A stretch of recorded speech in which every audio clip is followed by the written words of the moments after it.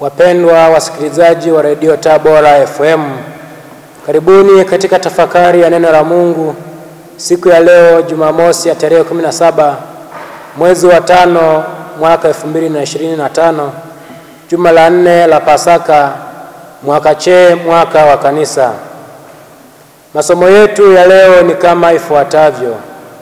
Somo la kwanza linatoka katika kitabu cha Matendo ya Mitume sura ya 13 aya ya 44 hadi ya 52, na somo la Injili linatoka katika Injili ya Yohane sura ya 14 aya ya 7 hadi ya 14.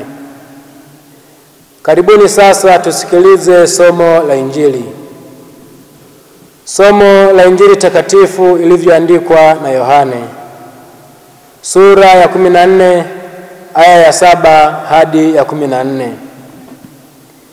Yesu aliwaambia wanafunzi wake, kama mngalinijua mimi, mngalimjua na Baba.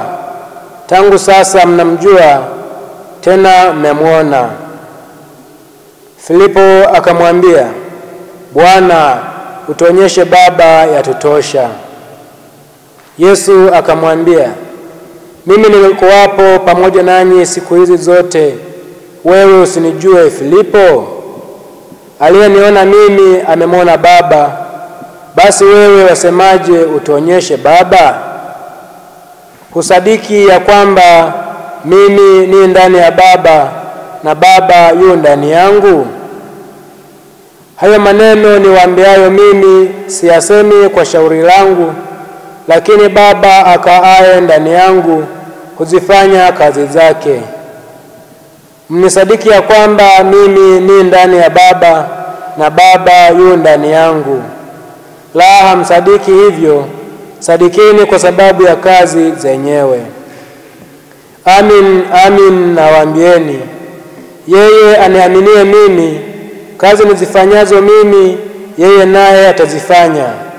Naam, na kubwa kuliko hizo atafanya, kwa kuwa mimi naenda kwa Baba.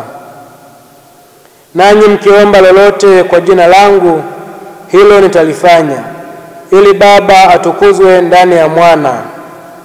Mkiniomba neno lolote kwa jina langu, nitalifanya. Neno la Bwana.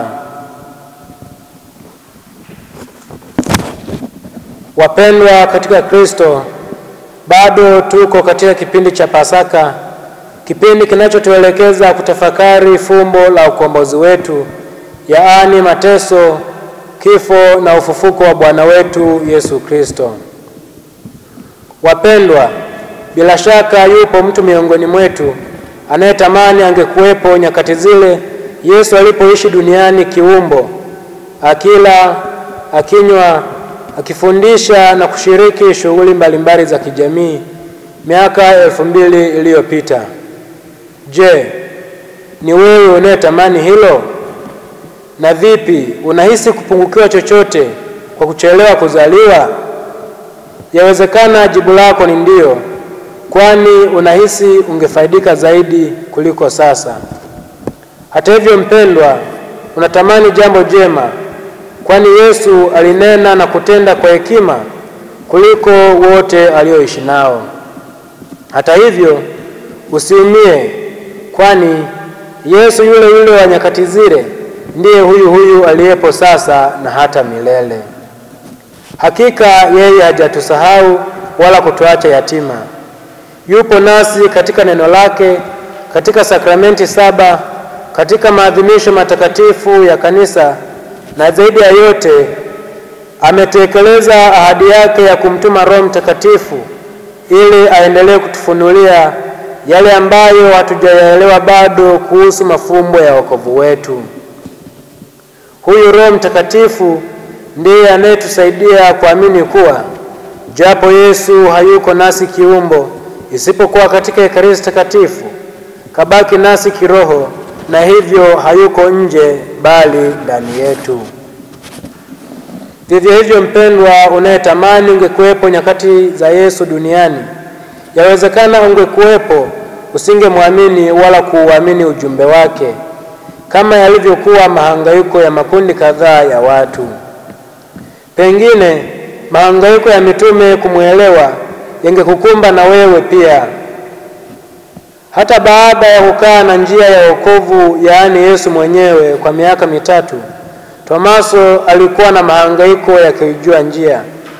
Filipo naye alikuwa na mahangaiko ya kumjua Baba, pasipo kutambua kuwa Baba na Mwana ni umoja. Je, wangemtambuaje pasipo kuwa na mwangazo wa Roho Mtakatifu? Hakika wasingemtambua.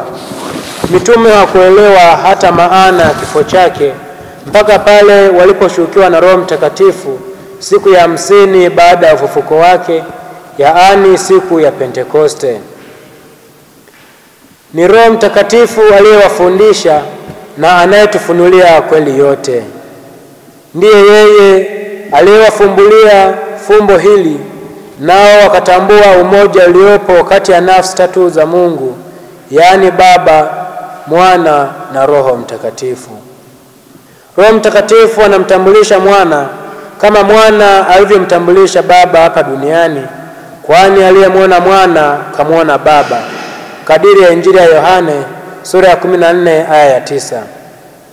Askofu Mkuu Fulton John Sheen anaeleza kuwa Yesu alikuwa kama kioo kinachong'ara na kutoa rangi 7 za miale ya jua. Alimlika na kutoa sakramenti 7 ambazo ndani yake Yesu yumo na Roho Mtakatifu ni mwezeshaji.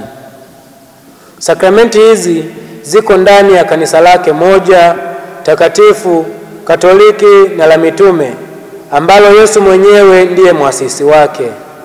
Na kwa hali hii, kama wewe unayedhani ingekuwa bora zaidi kuwepo nyakati zile za Yesu, kama kweli ungemwamini, basi liamini na kanisa lake na utakatifu wake, kwani kanisa hili ndilo fumbo la mwili wake. Yote haya yawezekana tu ikiwa mtu ameimarishwa na Roho Mtakatifu.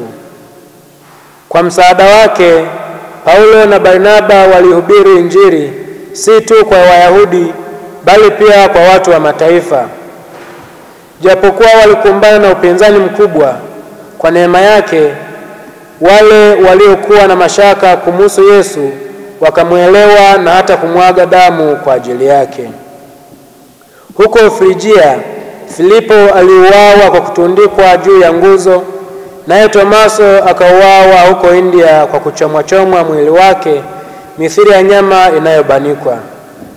Katika hili Mtakatifu Yohane Chrysostom, askofu mkuu wa Konstantinopo na mwalimu wa kanisa, anaeleza kuwa pamoja na kwamba Tomaso aliona uvivu kwenda na Yesu katika mji wa Betania na katika mji uliokuwa karibu na Betania, baada ya kushukiwa na Roho Mtakatifu siku ya Pentekoste, Tomaso huyo alisafiri kwenda kumtangaza Yesu miji ya mbali ya India na kusimika imani huko.